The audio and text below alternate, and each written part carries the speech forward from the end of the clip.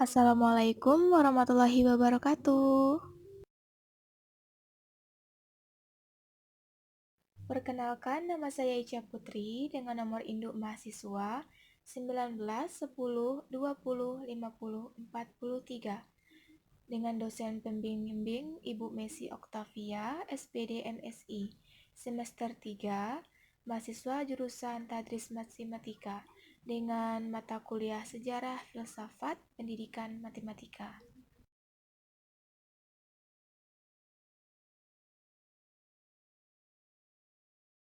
Di sini saya akan menjelaskan tentang aliran matematika Pitagoras. Yang pertama, biografi Pitagoras. Nama Pitagoras lahir 570 sebelum Masehi, Samos, Aegea Utara, Yunani.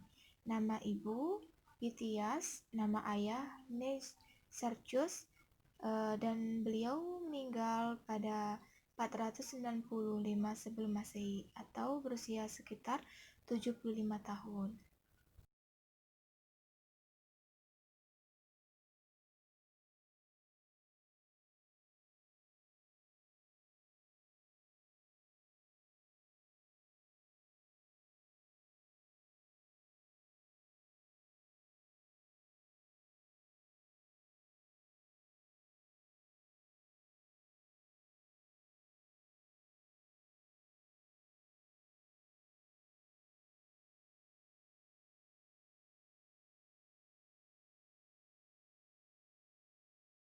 Pitagoras diketahui beliau lahir di Pulau Aegean yang berada di wilayah timur Kepulauan Samos, Yunani pada tahun 570 sebelum Masehi.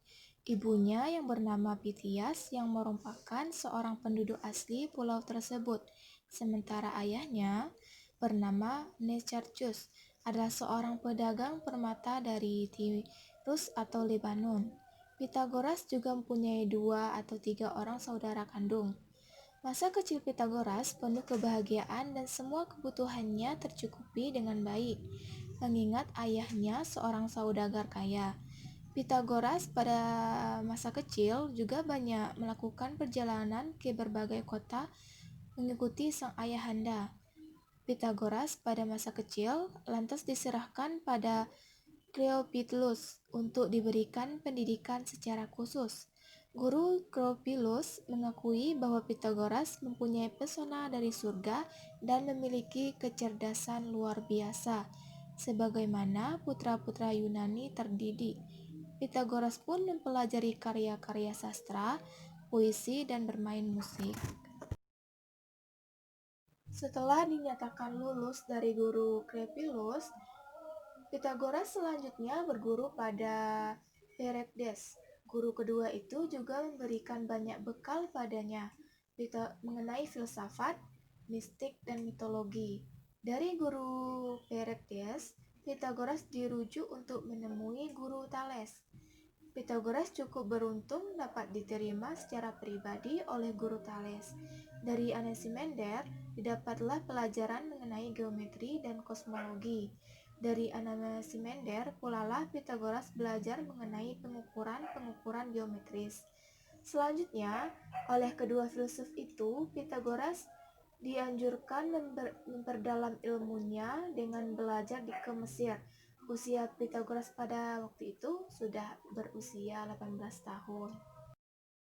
Yang kedua, aliran dan pemikiran Pitagoras.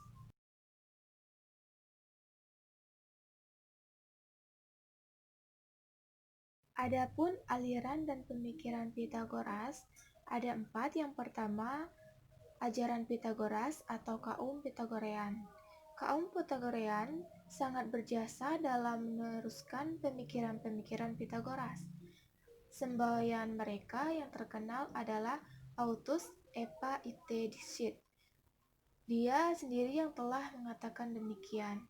Kaum ini diorganisir menurut aturan-aturan hidup bersama, dan setiap orang wajib menaatinya. Mereka menganggap filsafat dan ilmu pengetahuan sebagai jalan hidup, sarana supaya setiap orang menjadi tahir, sehingga luput dari perpindahan jiwa terus-menerus. Di antara pengikut-pengikut Pythagoras ternyata berkembang dua aliran, yaitu yang pertama disebut akusmatikoi atau akusma, apa yang telah didengar, dan peraturan. Mereka mengindahkan penyucian dengan mentaati semua peraturan secara seksama. Yang kedua disebut metamatikoi atau metasis, ilmu pengetahuan. Mereka mengutamakan ilmu pengetahuan, khususnya ilmu pasti.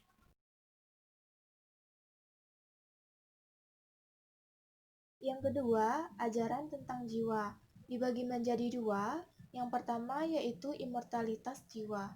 Pythagoras berpandangan bahwa jiwa makhluk hidup bersifat immortal, tidak akan pernah binasa atau bersifat abadi. Bila seorang manusia mati, jiwanya tidak ikut mati atau binasa, melainkan akan bertransfigurasi ke dalam makhluk hidup lainnya, entah ke dalam tumbuhan ataupun ke dalam hewan. Pythagoras juga mengajarkan bahwa semua makhluk hidup harus dipandang berasal dari jenis atau spesies yang sama, meskipun dalam kenyataannya jenis makhluk hidup itu sendiri beraneka ragam. Yang kedua yaitu reinkarnasi jiwa.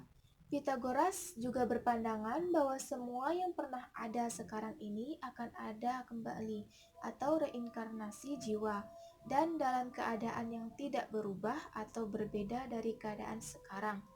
Segala sesuatunya akan sama persis dengan sekarang, termasuk juga dengan waktu.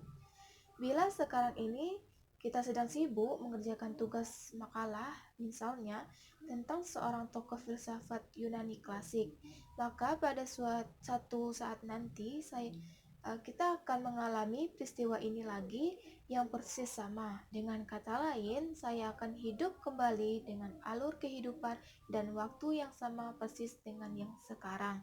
Itulah yang disebut dengan reinkarnasi jiwa.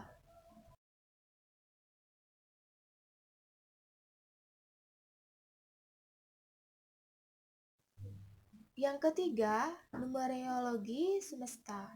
Pythagoras berpendapat bahwa segalanya adalah bilangan.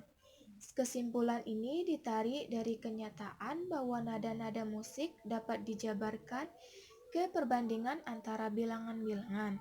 Kalau segalanya adalah bilangan, itu berarti bahwa unsur-unsur atau prinsip-prinsip bilangan merupakan unsur-unsur yang terdapat dalam segala sesuatu. Dan yang terakhir, kosmologi. Teori Pythagorean tentang susunan kosmos tentu mengherankan, karena untuk pertama kalinya dinyatakan bahwa bukan bumi yang merupakan pusat jagat raya. Menurut mazhab Pythagorean, pusat jagat raya adalah api. Yang ketiga, teorema Pythagoras serta pembuktiannya.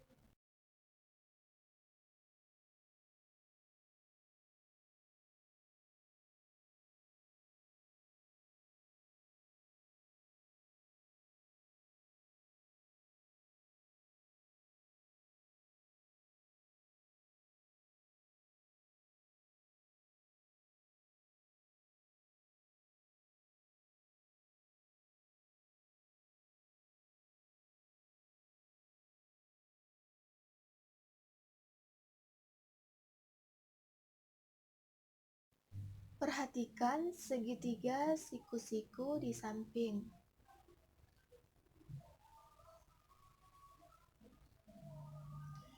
Lalu perhatikan segitiga yang berwarna pink.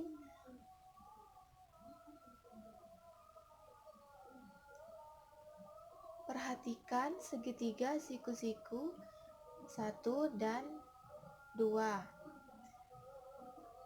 Perhatikan persegi biru dan 2 persegi merah.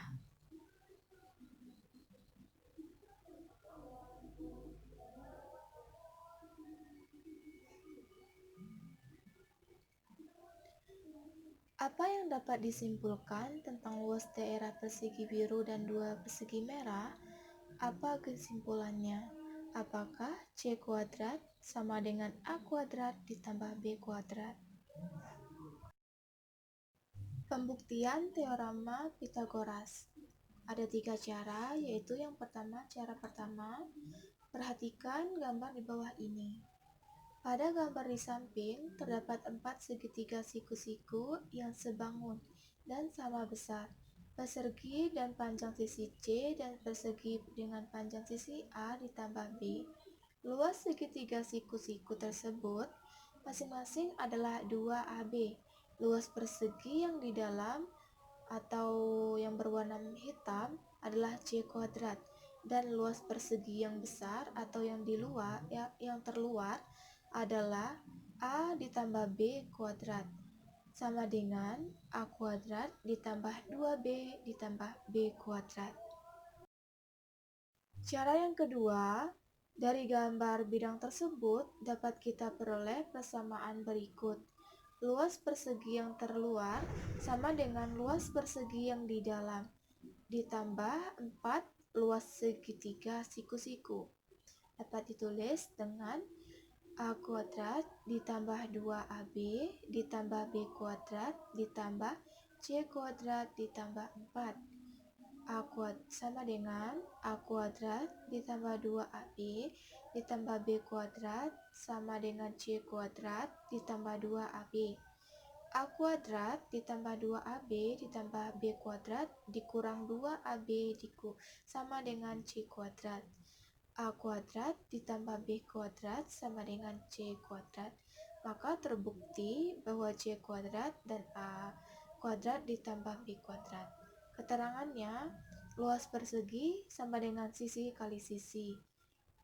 Luas segitiga A ditambah B kuadrat sama dengan A kuadrat ditambah 2AB ditambah B kuadrat. Dan cara yang ketiga, perhatikan sekali lagi gambar berikut ini. Perhitungan panjang salah satu sisi segitiga siku-siku jika dua sisi yang lain diketahui. Dalam segitiga siku-siku ABC, siku-siku di titik C berlaku jika sisi A dan B diketahui, maka sisi C dapat dihitung dengan rumus C kuadrat sama dengan A kuadrat ditambah B kuadrat. Jika sisi B dan C diketahui, maka sisi A dapat dihitung dengan rumus A kuadrat sama dengan C kuadrat dikurang B kuadrat. Dan jika sisi A dan C diketahui, maka sisi B dapat dihitung dengan rumus B kuadrat sama dengan C kuadrat dikurang A kuadrat. Terima kasih, semoga video ini dapat membantu rekan-rekan semua dalam mengerjakan suatu persoalan tentang teori Pythagoras. Terima kasih. Wassalamualaikum warahmatullahi wabarakatuh.